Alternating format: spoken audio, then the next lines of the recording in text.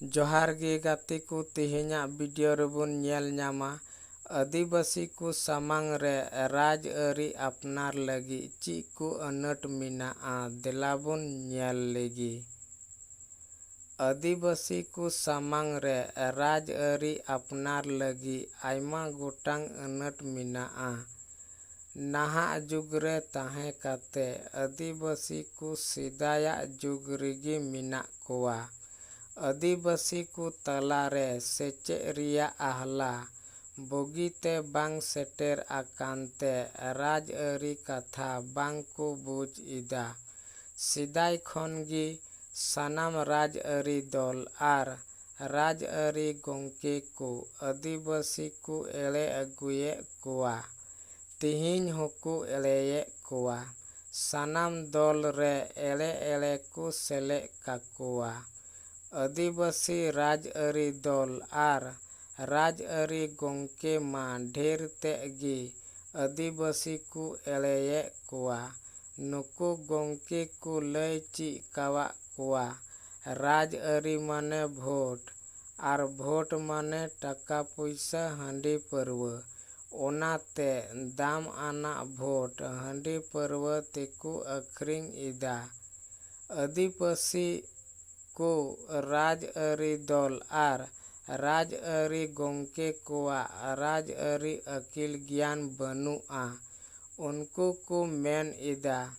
राज अरी माने अपनारा लाय असूल मोने सिरमा रिया चक्री आर दिसम होला दो बांग नेल काते अपनारा गी नेल में दिसम होल दो हांडी परवा रेको जबे को मा।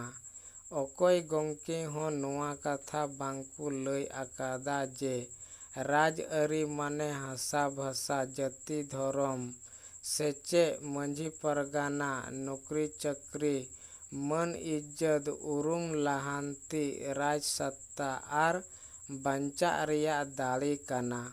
आदिवासी को तलारे राज अरी जागवार बनुते आकुआ दिसम रे मालिक बांग बिनाव काते ककय को सजाव आकाना। राज अरी दल आर राज अरी गोंके को बुगी आल बली सला बचाव लगी हुदिस बनुआ। राज अरी रिया दाली चिकना देलाबन नेल लेगी। राज अरी दालीगी धरती रे सानाम खन मारांग दाली काना। नोआ दाली तेगी धरती रे आयमा सावता को लाहांती हर रेको रिलाव आकाना। नोआ दाली तेगी दिसम को रोफाव आकादा दिसम रेन मालिक को बिनाव आकाना आर दिसम को जरी आकादा। आको कुसी लिका धरती रे परसी को सेणाव आकादा धर्म को बांचाव दोहो आकादा नौकरी चक्री व्यापार व्यवसा को हामेट आकादा हक ऐदर को हाताव आकादा मन इज्जत को सेणाव आकादा बंगा बुरु को मारांग आका कोवा।